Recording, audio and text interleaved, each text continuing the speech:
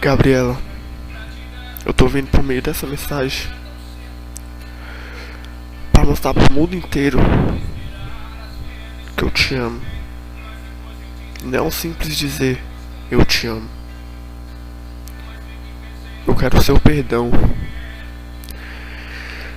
Eu sei que eu vacilei. Não sei por que eu fiz isso. Talvez eu seja um idiota, um recalcado.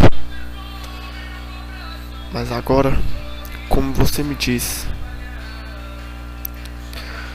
a gente só dá valor quando perde. Verdade. Agora eu percebi o verdadeiro valor dessa frase. Mas por favor, Gabriela, me perdoa.